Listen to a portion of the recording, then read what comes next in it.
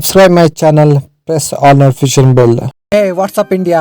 ಕಳೆದ ಒಂದು ವಿಡಿಯೋದಲ್ಲಿ ಪೆನಿ ಸ್ಟಾಕ್ ಬಗ್ಗೆ ಒಂದು ಡೀಟೇಲ್ ಆಗಿ ವಿಡಿಯೋ ಮಾಡಿದೆ. ಆ ವಿಡಿಯೋ ನೋಡಿ ನಾನು ಐಬಟನ್ ಲಿಂಕ್ ಕೊಡ್ತೀನಿ. ಫಸ್ಟ್ ಆ ವಿಡಿಯೋ ನೋಡಿ. ಇವತ್ತಿನ ವಿಡಿಯೋದಲ್ಲಿ ಲಾಸ್ಟ್ 13-14 ಇಯರ್ಸ್ ಅಲ್ಲಿ ಹೈಯೆಸ್ಟ್ ರಿಟರ್ನ್ಸ್ ಕೊಟ್ಟಂತ ಸೆಕ್ಟರ್ ಬಗ್ಗೆ ವಿಡಿಯೋ ಮಾಡ್ತೀನಿ. ಸೊ ಈ ವಿಡಿಯೋ ಫುಲ್ ಕಂಟಿನ್ಯೂ ಆಗಿ ನೋಡಿ.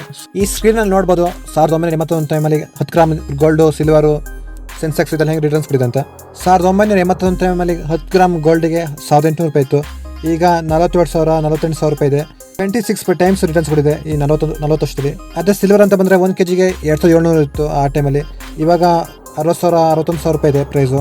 23 ಟೈಮ್ಸ್ ರಿಟರ್ನ್ಸ್ ಕೊಡಿದೆ ಈ 40 ವರ್ಷದಲ್ಲಿ. ಅದೇ ಸೆನ್ಸೆಕ್ಸ್ ಅಂತ ಬಂದರೆ ಆ ಟೈಮಲ್ಲಿ 1980-81 ಟೈಮಲ್ಲಿ 170 ರೂಪಾಯಿ ಇತ್ತು.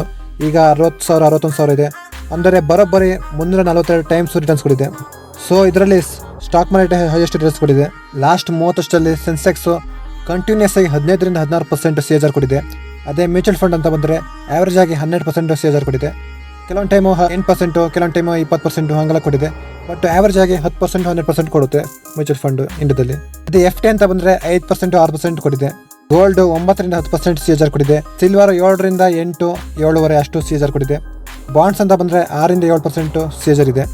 ಇನ್ನು ಕೊನೆಯದಾಗಿ ರಿಯಲ್ ಎಸ್ಟೇಟು, ಇದು 4-5%. ಲಾಸ್ಟ್ 20 ಇಯರ್ಸ್ ಅಂದರೆ 2000-2020 ಈ ಟೈಮಲ್ಲಿ 15% CAGR ಕೊಡಿದೆ.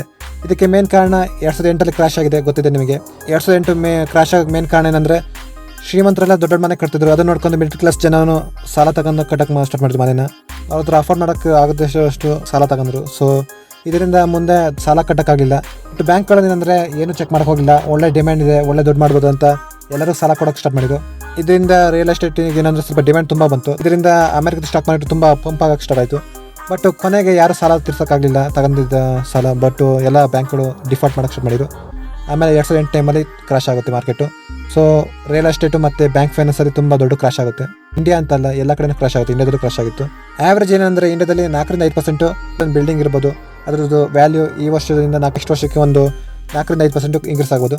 ಬಟ್ ಅದೇ ನೀವು 10 ವರ್ಷದ ಅಂದರೆ ಫಾರ್ ಎಕ್ಸಾಂಪಲ್ ಈಗ ನೀವು 2001 ಟೈಮಲ್ಲಿ 100 ರೂಪಾಯಿ ಇನ್ವೆಸ್ಟ್ ಮಾಡಿದರೆ 2003 ವರ್ಷದಿಗೆ 300 ರೂಪಾಯಿ ಇರೋದು, 2008-9 ವರ್ಷದಿಗೆ 1,200 ರೂಪಾಯಿ ಇರೋದು. ಇಷ್ಟು ದೊಡ್ಡ ಪಂಪ್ ಆಗುತ್ತೆ. ಆಮೇಲೆ ಕ್ರಾಶ್ ಆಗುತ್ತೆ, ಗೊತ್ತಿದೆ 2008 ಟೈಮಲ್ಲಿ.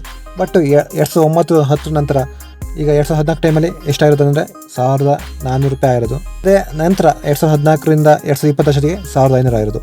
ನೋಡ್ಬೋದು ನೀವು ಈ 10 ವರ್ಷದಲ್ಲಿ 2000ರಿಂದ 2008-10 ಆ ಟೈಮಲ್ಲಿ ತುಂಬ ಗ್ರೋತ್ ಆಗಿತ್ತು, ತುಂಬ ಮಲ್ಟಿಪ್ಲೇಟ್ ಆಯಿತು. ಸೊ ಗೊತ್ತಿದೆ, ಅದಕ್ಕೆ ಇನ್ನೊಂದು ಕಾರಣ ಅಂತ ಹೇಳಿದೆ ಈಗ ತಾನೆ. ಬಟ್ 2010 ನಂತರ ತುಂಬ ಗ್ರೋತ್ ಆಗಿಲ್ಲ, ಒಂದು 4-5% ಇಂಕ್ರೀಸ್ ಆಗಿರ್ಬೋದು ಅಷ್ಟೇ. ಬಟ್ ಇದು ಮೇನ್ ಏನಂದರೆ ಲೊಕೇಶನ್ ಮ್ಯಾಟ್ರ್ ಆಗುತ್ತೆ. ಎಲ್ಲ ಕಡೆ ಒಂದೇ ಥರ ಡಿಮ್ಯಾಂಡ್ ಇರಲ್ಲ ಎಲ್ಲ ಕಡೆ. ನೀವು ಅಕಸ್ಮಾತ್ ರಿಯಲ್ ಎಸ್ಟೇಟಲ್ಲಿ ಇನ್ವೆಸ್ಟ್ಮೆಂಟ್ ಮಾಡಬೇಕಂತ ಅನ್ಕೊಂಡಿದ್ರೆ, ನಿಮ್ಮ ಹತ್ರ ತುಂಬ ದುಡ್ಡಿಲ್ಲ ಅಂದರೆ ರಿಟ್ ಟ್ರೈ ಮಾಡ್ಬೋದು. ಅಂದರೆ ರಿಯಲ್ ಎಸ್ಟೇಟ್ ಇನ್ವೆಸ್ಟ್ಮೆಂಟ್ ಟ್ರಸ್ಟ್ ಅಂತ, ಇದ್ರ ಮೇಲೆ ನೀವು ಬೇಕಾದ್ರೆ ಟ್ರೈ ಮಾಡ್ಬೋದು. ಇದೊಂಥರ ಮ್ಯೂಚುವಲ್ ಫಂಡ್ ಥರನೇ. ಇದ್ರ ಬಗ್ಗೆ ಬೇಕಾದ್ರೆ ಮುಂದಿನ ವಿಡಿಯೋದಲ್ಲಿ ಬೇಕಾದ್ರೆ ಮಾಡ್ತೀನಿ ರೇಟ್ ಅಂದರೆ ಏನಂತ. ಯಾವುದು ಬೆಸ್ಟ್ ಕಂಪ್ನಿಗಳಿದ್ದಾವೆ, 3 ಕಂಪ್ನಿ ಇದ್ದಾವೆ, ಬೇಕಾದ್ರೆ ಅದ್ರ ಬಗ್ಗೆ ವಿಡಿಯೋ ಮಾಡ್ತೀನಿ. ಅದ್ರ ಬೇಕಾದ್ರೆ ನೀವು ಇನ್ವೆಸ್ಟ್ಮೆಂಟ್ ಮಾಡ್ಬೋದು. ಅವ್ರು ಒಳ್ಳೆ 80% ಏನಂದರೆ ಒಳ್ಳೆ ಕಂಪ್ನಿ ಮೇಲೆ ಇನ್ವೆಸ್ಟ್ ಮಾಡೋಕ್ಕೆ ಟ್ರೈ ಮಾಡ್ತಾರೆ. ಓವರಾಲ್ ನೋಡಿದ್ರೆ ಸೆನ್ಸೆಕ್ಸ್ ತುಂಬ ರಿಟರ್ನ್ಸ್ ಕೊಡಿದೆ, 15-16% ಕೊಡಿದೆ. ಅದೇ 40 ವರ್ಷ ಅಂತ ಬಂದರೆ 20% CAGR ಕೊಡಿದೆ. ಏನಂದರೆ ಒಂದು ಒಳ್ಳೆ ಕಂಪ್ನಿ ಚೂಸ್ ಮಾಡಿ. ತುಂಬ 6,000-7,000 ಕಂಪ್ನಿ ಇದ್ದಾವೆ ಸ್ಟಾಕ್ ಮಾರ್ಕೆಟಲ್ಲಿ. ಅಷ್ಟು ಕಂಪ್ನಿಗಳು ನೀವು ಒಂದು 10-15 ಕಂಪ್ನಿ ಚೂಸ್ ಮಾಡಿ ಲಾಂಗ್ ಟೈಮ್ ಇನ್ವೆಸ್ಟ್ ಮಾಡಿ. ಯಾಕಂದರೆ 5-10 ವರ್ಷ ನಂತರನೇ ತುಂಬ ವೆಲ್ತ್ ಕ್ರಿಯೇಟ್ ಆಗೋದು. ನೀವು ಲಾಂಗ್ ಟೈಮ್ ಇನ್ವೆಸ್ಟ್ ಮಾಡೋಷ್ಟು ಒಳ್ಳೆಯದು. ಸೊ ಕಂಪೌಂಡಿಂಗ್ ಎಫೆಕ್ಟ್ ತುಂಬ ಲಾಂಗ್ ಟೈಮಲ್ಲೇ ವರ್ಕ್ ಅದು. ರಿಯಲ್ ಎಸ್ಟೇಟ್ ನಾನು ಪ್ರಿಫರ್ ಮಾಡೋಕ್ಕೆ ಹೋಗಲ್ಲ. ಅದ್ರ ಬಗ್ಗೆ ನಿಮ್ಗೆ ಇಂಟ್ರೆಸ್ಟ್ ಇದೆ ಬೇಕಾದ್ರೆ ನೋಡಿ, ಬೇಕಾದ್ರೆ ಟ್ರೈ ಮಾಡಿ ನೋಡಿ ರೇಟ್ ಬೇಕಾದ್ರೆ. ಸೊ ಈ ವಿಡಿಯೋದಲ್ಲಿ ಇಷ್ಟು ಇನ್ಫಾರ್ಮೇಷನು. ಈ ವಿಡಿಯೋದಲ್ಲಿ ತುಂಬ ಏನಾದರೂ ಇನ್ಫಾರ್ಮೇಷನ್ ಸಿಕ್ಕಿದ್ರೆ ಸ್ವಲ್ಪ ಫಸ್ಟು ಚಾನಲ್ ಸಬ್ಸ್ಕ್ರೈಬ್ ಆಗಿ, ಪಕ್ಕದಲ್ಲಿ ನೋಟಿಫಿಕೇಷನ್ ಬೆಲ್ನ ಕ್ಲಿಕ್ ಮಾಡಿ. ಹಾಗೆ ವಿಡಿಯೋನ ನಿಮ್ಮ ಫ್ರೆಂಡ್ಸು ಫ್ಯಾಮಿಲಿ ಹತ್ರ ಶೇರ್ ಮಾಡಿ. And thank you for watching. Have a nice day. Bye bye.